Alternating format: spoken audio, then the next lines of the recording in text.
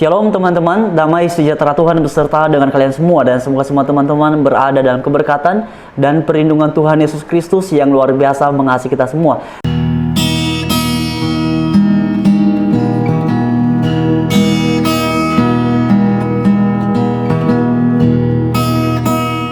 Nah teman-teman sekalian, dalam bagian ini kita akan menanggapi beberapa hal yang diklaim oleh Natalia Iriani. Dan sebenarnya teman-teman, saya sudah tidak mau membahas lagi berkaitan dengan beliau ini, tetapi karena beberapa hari terakhir saya membaca beberapa komentar dan masih saja ada orang yang kemudian berkata bahwa Natalia Iriani ini benar karena ia sekarang sudah keluar daripada kekristenan dan ia mengerti tentang Alkitab. Nah teman-teman sekalian, sebenarnya dari awal saya sudah mengatakan bahwa saya sangat-sangat tidak yakin bahwa Natalia Iriani ini yang mengaku adalah sekarang mualaf berasal dari agama Kristen. Mengapa saya katakan begitu? Sekarang mari kita buktikan beberapa hal, dan ini pernyataan Natalia Iriani sendiri. Sebenarnya untuk hal poligami, apakah di Injil pun melarang atau memperbolehkan adanya poligami?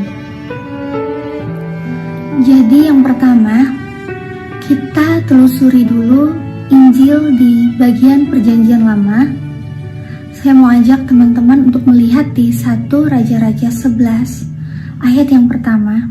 Dan sekarang mari kita lihat di 2 Samuel 5 ayat yang ke-13 dan di 1 Tawarik 14 ayat 3. Jadi selain Injil itu memperbolehkan praktik poligami, Injil pun juga sudah mengatur bagaimana cara-cara untuk membagi warisan dalam keluarga yang berpoligami. Jadi kita bisa lihat di Ulangan 21 ayat yang ke-15 sampai 17. Nah teman-teman perhatikan ya, dalam bagian ini beliau ini berkali-kali menggunakan istilah Injil di dalam Perjanjian Lama. Bahkan tadi beliau juga mengatakan kitab Raja-Raja, kitab Samuel, bahkan kitab Tawarik, dan juga berbicara tentang kitab Ulangan. Dan di bagian awal tadi ia menggunakan istilah mari kita melihat Injil di dalam Perjanjian Lama.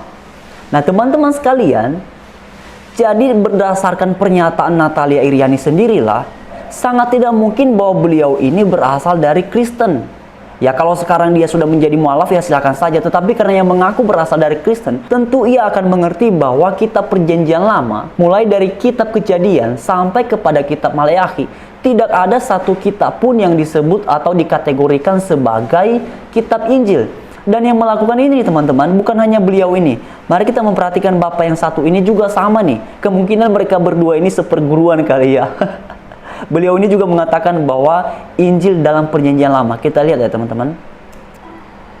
Yang saya baca itu Injil Perjanjian Lama, kitab Ulangan pasal 33 ayat 2 dan 3.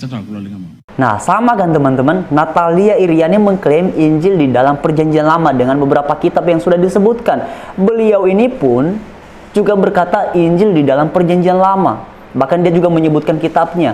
Nah mengenai beberapa hal yang diklaim oleh beliau ini sudah kita bahas di video-video sebelumnya. Jadi teman-teman bisa memperhatikannya di situ. Nah teman-teman sekalian, berdasarkan pernyataan kedua orang inilah, saya beranggapan bahwa tidak mungkin mereka ini berasal dari agama Kristen, walaupun sekarang mereka mengakui bahwa mereka sudah menjadi mualaf dan berasal dari agama Kristen. Sebab kalau mereka benar beragama Kristen sebelumnya, tentu mereka tahu akan hal ini karena ini masuk ke dalam kategori pengetahuan dasar tentang Alkitab. Dan apalagi bapak yang ini teman-teman, dia mengaku di video yang diupload, teman-teman bisa memperhatikan di screen, dia ini katanya mantan pendeta. Nah masa mantan pendeta tidak mengerti tentang Alkitab? Dan karena itu teman-teman, mari kita memperhatikan sama-sama di screen, khususnya kepada teman-teman yang bukan beragama Kristen atau non-Kristen. Perhatikan baik-baik bahwa Alkitab kami yang terdiri dari kitab Kejadian sampai kepada kitab Wahyu, itu masing-masing ada kategorinya sesuai dengan konten masing-masing kitab. Nah ini yang teman-teman perhatikan di screen adalah kitab Perjanjian Lama berdasarkan klasifikasi atau pembagiannya. Pertama, mengenai kitab Taurat, itu terdiri dari 5 kitab. Nah ini bertolak belakang dengan yang disampaikan oleh beliau tadi, sebab kitab Injil itu masuk ke dalam Perjanjian Baru dan itu hanya terdiri dari 4 kitab: Matius, Markus, Lukas, dan Yohanes. Jadi paham ya, yang mengaku mualaf dan beragama Kristen sebelumnya. Jadi sekian teman-teman, saya berharap bagian ini memberikan kita edukasi yang baik, dan pada akhirnya Tuhan Yesus memberkati kita semua. Haleluya. Shalom.